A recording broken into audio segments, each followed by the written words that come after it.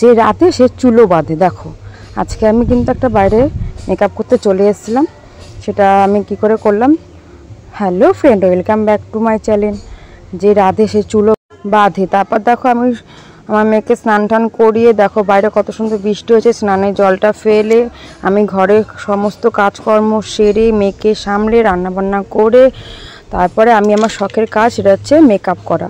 তো আমি একজন মেকআপ আর্টিস্ট, তো আমি মেকআপ করতে গেছিলাম, সেই এত কিছু সামলে তারপরে গেছিলাম মেকআপ করতে। তাই তো বললাম যে রাতে সে চুলো বাঁধে, যার ইচ্ছা থাকে সে সব কিছুই করতে পারে। দেখো এখানে মেয়ে সমস্ত খেলনা, ও সবসময় ছড়িটাকে সবসময় আমাকে গুছাতে হয়। তারপর দেখো এই পাখাটাকে নিয়ে যাবো বলে পাখাটা চার্জে বসিয়ে দিচ্ছি, আর আমার মেকআপের জিনিস একটাও গোছানো ছিল না, তাই আমি সব ব্যাগের থেকে নামিয়ে সব আবার মানে সব দেখে নিচ্ছি, ঠিকঠাক করে নিচ্ছি যে সব কিছু ঠিকঠাক আছে নাকি, কেন ওখানে গেলে যদি একটা কিছু কম পড়ে তাহলে হবে না, সমস্ত মেকআপ আমাকেই দিতে হবে। তারপরে দেখো আমি সমস্ত কিছু দেখে নিচ্ছি, তারপরে দেখো আবার সব ব্যাগে গুছিয়ে ঢুকিয়ে নিচ্ছি, কেননা মেকআপ করতে যাব, তাই আমার সব কিছু লন্ডভন্ড ছিল, তাই ভালো করে গোছগাছ করে নিলাম। সমস্ত কাজ সেরে সংসারের সমস্ত কাজ সেরে মেয়েকে সামলে মেয়েকে খাই দাইয়ে ঘুম টুম পাড়িয়ে তারপর কিন্তু আমি গেছি। তারপর দেখো এই খাটটা খুবই নোংরা হয়েছিল, তারপর খাটটা আমি ঝেড়ে ঝুড়ে পরিষ্কার করে নিচ্ছি। মানে কি তাড়াতাড়ি কাজগুলো করছিলাম, সমস্ত কাজ তো আমি দেখাতে পারি না, আমার যেটুকু দেখাতে পেরেছি সেটুকু তোমাদের দেখিয়েছি। তারপর দেখো আমি এখানে দিব্যি টানা ঘুমাচ্ছে, এদিকে মেয়ের কাঁথা পাতা সব গুছানো হয়ে গেছে, এখন রান্নাও কমপ্লিট, আমার গ্যাসের জায়গাও মোছা হয়ে গেছে, সমস্ত কাজ করে ফেলেছি। তারপরে এখানে দেখো যে কত ভিজা জামা কাপড় ছিল, মানে এত বৃষ্টি আসছে বারবার করে জামা কাপড় একবার তুলছি একবার মিলছি, একবার তুলছি একবার মিলছি। তারপর দেখো ঘরমার ঝাড় দিয়ে ঘরমার মোছাও হয়ে গেছে। তো সমস্ত কাজ আমি আগেই বলেছি যে আমি দেখাতে পারছি না, যেটুকু পেরেছি সেটুকু আমি দেখাচ্ছি। তারপর দেখো উঠোন ঝাড় দিয়ে দিলাম, ঘর ঝাড় দিয়ে দিলাম, তাও ঝাড় দিতে অনেকটা সময় আমার লেগেছিল। তারপর দেখো ক্যাপসিকামের বীজ, এটা বুঝলে এটা আমার গাছের ক্যাপসিকাম, তো ওটা আমি রোদে শুকা দিয়েছিলাম যাতে পরে আবার গাছ লাগাতে পারি। তারপর দেখো আমি স্নান টান করে সমস্ত কাজকর্ম সেরে এবারে মাথা আঁচড়াচ্ছি, কারণ আমি বেরোবো। আমার কিন্তু খাওয়া দাওয়া কমপ্লিট হয়ে গেছিলো, মেয়েকে খাওয়ানো হয়ে গেছিলো, সব কিছু রেডি ফেডি করে মেয়েকে রেখে বরের কাছে রেখে তারপর দেখো আমি বেরিয়ে পড়েছি কিন্তু মেকআপের জন্য। মেয়েকে টাটা করে দিলাম যে আমি তাড়াতাড়ি চলে আসবো। তারপর দেখো আমি আমার লোকেশনে চলে আসলাম, যেখানে আমি সাজাবো তাদের বাড়ি এটা। আর এই দেখো এদিকে ও তো রেডি হয়নি, সে বিয়ে বাড়ি যাবে বলে সে ওই শাড়ি ঠাড়ি পরে এখনও রয়েছে, এসে খোলেনি, রেডিও হয়নি, কিছু করেনি। আর এদিকে দেখো গোপু সোনা ঘুমাচ্ছে ওদের বাড়িতে।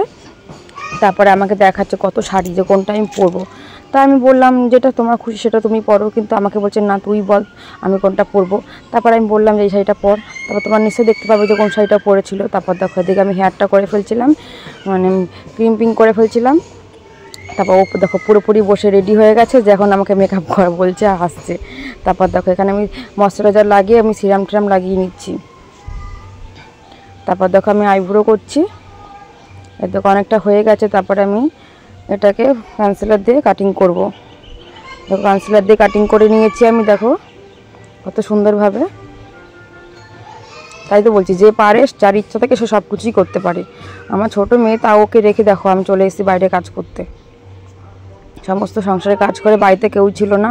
তারপর দেখো আইব্রোটাকে ও বলছিলাম আইব্রোটা একদম সিম্পল আই মেকআপ করবি, তারপর একদম সিম্পল আই মেকআপ করে দিচ্ছিলাম সুন্দর করে। আর এটা হচ্ছে ব্লেন্ডিংটা যত ভালো হবে আই মেকআপ তত সুন্দর হবে। ব্লেন্ডিং একটু খারাপ হলে কিন্তু আই মেকআপ একটুকু সুন্দর হবে না।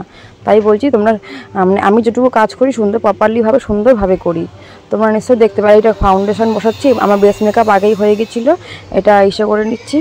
তারপরে এই দেখো আমি ফাউন্ডেশন বসাচ্ছি, এখানে বেস মেকআপ আমি তো করেই নিয়েছিলাম। তারপর দেখো ফাউন্ডেশনটা ভালো করে ব্লেন্ডিং করে নিচ্ছি সুন্দর করে, তারপর পাউডার দিয়ে সেট করে দিচ্ছি। এর মধ্যে অনেক কিছু ক্রিম ট্রিম আমি ইউজ করে নিচ্ছি, সেগুলো আমি দেখাতে পারলাম না, কারণ তাহলে ভিডিওটা অনেকটা লং হয়ে যেত, তাই আমি আর দেখাতে পারিনি। তারপর দেখো ব্লাশার লাগিয়ে দিচ্ছি, ওকে বললাম একটু হাস, তাহলে ব্লাশারটা খুব ভালো হবে।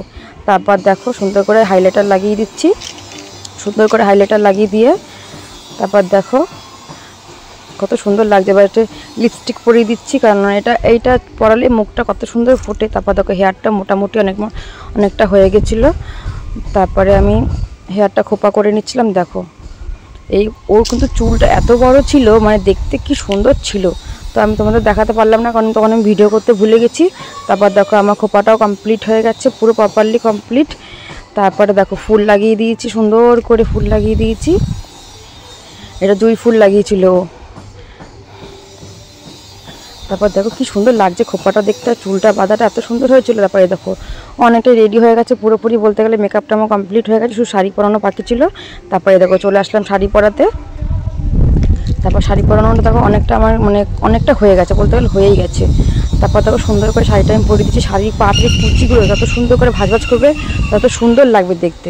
দেখেছো আমি কত সুন্দর টেনে টেনে কুচিগুলো করেছি, কত সুন্দর লাগে দেখতে। আর ও দেখো কেমন ছিল মেকআপ করার পর, কি সুন্দর লাগছে দেখতে, খুবই সুন্দর লাগছে। তোমরা নিশ্চয়ই দেখতেই পাচ্ছ যে ওকে খুব সুন্দর লাগছে, কেমন ছিল কেমন করে ফেলেছি।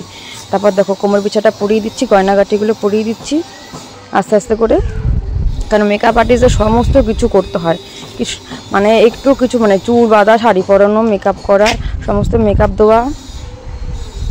তারপর দেখো শাড়িটা কিন্তু ও বলছিল 8 পেরে করে পরবে, তাই ওকে আমি 8 পেরে করেই পরিয়ে দিয়েছিলাম। তারপর দেখো সুন্দর করে 8 পেরে করে পরিয়ে দিয়েছি শাড়িটা আমি ওকে। কি সুন্দর লাগছে, চুল বাঁধাটা এত সুন্দর লাগছে দেখতে। আর আমার তো তখন চিন্তা হচ্ছিল, দেখো ওর পুরো লুকটা দেখো পুরো কমপ্লিট হয়ে গেছে। লুকটা কেমন লেগেছে তোমরা প্লিজ আমাকে একটু কমেন্টে জানাবে। আর ছোটো মেয়েটাকে রেখে এসেছি বাড়িতে, চিন্তা ছিল। Tata friend.